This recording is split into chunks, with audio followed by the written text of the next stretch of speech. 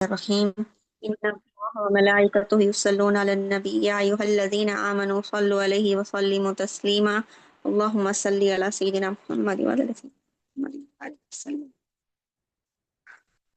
انشاءاللہ نماز کے متعلق احکام شریعت شروع کرتے ہیں۔ بسم اللہ الرحمن الرحیم۔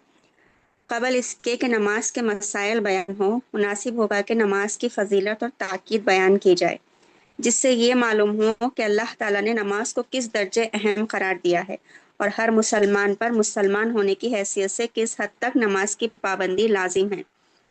نماز ترجمہ ہے لفظ صلاۃ کا، جس کے معنی دعا کے ہے، اور اصطلاحاً شرع میں مخصوص افعال یعنی قیام، رکوع، سجود وغیرہ۔ نماز وہ عبادت ہے جو سب سے پہلے فرض ہوئی اور سب سے پہلے دنیا سے اٹھا لی بھی جائے گی، اور قیامت کے دن سب سے پہلے اسی کا حساب ہوگا۔ حضرت آدم علیہ السلام سے لے کر اس وقت تک جتنے بھی انبیاء السلام گزرے ہیں، سب پر نماز فرض ہے، البتہ تعداد اور طریقہ ادائیگی میں فرق رہا، اور اب شریعت اسلامیہ میں اب جس طرح کا حکم ہے وہ اکمل ترین طرح ہے۔ نماز اور اسلام۔ نماز اسلام کا رکن اول اور اعظم ہے، بلکہ یوں کہا جائے کہ اسلام کی عمارت زیادہ تر اسی پر قائم ہے، یا مسلمان کا مسلمان ہونا اسی سے سمجھا جاتا ہے۔ نبی کریم صلی اللہ علیہ وسلم کا فرمان ہے، نماز دین کا ستون ہے، جس نے نماز کو قائم رکھا اس نے دین کو قائم رکھا، اور جس نے نماز کو چھوڑ دیا اس نے دین کی بنیاد منہدم کر دی، اور فرمایا نماز کے بغیر دین ایسا ہے جیسا سر کے بغیر جسم۔ نماز کی اہمیت۔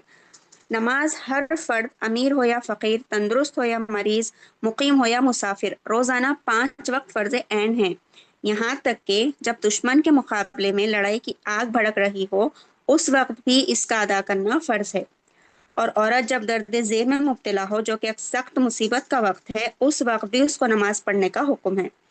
نماز کی اہمیت کا پتہ اس سے بھی چلتا ہے کہ باوجود یہ کہ نابالغ پر نماز فرض نہیں ہے، لیکن حدیث میں 7 برس کی عمر سے ہی بچے کو نماز پڑھنے کی تاکید کرنے اور 10 برس کی عمر میں نماز ترک کرنے پر ماننے کا حکم ہے، تاکہ نابالغ کو نماز کی عادت ہو جائے۔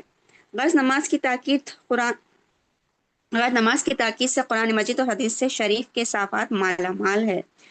ترک نماز کے آثار۔ حضور صلی اللہ علیہ وسلم نے ارشاد فرمایا، نماز مومن اور کافر کے درمیان حد فاصل ہے، جس نے عمدن نماز چھوڑ دی وہ کافر ہو گیا، کفر کے قریب ہو گیا، اور فرمایا جس نے نماز چھوڑ دی اس کا اسلام میں کوئی حصہ نہیں، جس نے نماز چھوڑ دی وہ قیامت کے دن فرعون جیسے دشمن خدا کے ہمراہ ہوگا۔ نماز کی برکت۔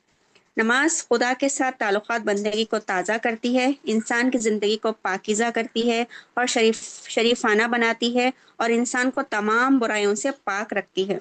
نماز ایک وہ قلعہ ہے جو برائیوں کے لشکر کو اپنے اندر گھسنے نہیں دیتا۔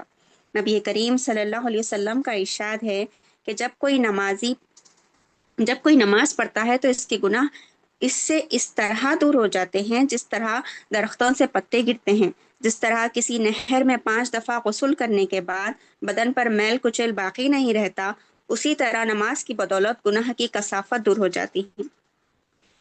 ایک نماز سے دوسری نماز تک جتنے صغیرہ گناہ ہوتے ہیں سب معاف ہو جاتے ہیں۔ نماز مومن کا نور ہے، جو شخص نماز کا پابند رہے گا قیامت میں اس کے ساتھ نور ہوگا، اور نماز اس کے لیے نجات کا باعث ہوگی۔ نماز جنت کی کنجی ہے، اور کوئی چیز نمازی اور اللہ کے درمیان حائل نہیں رہتی۔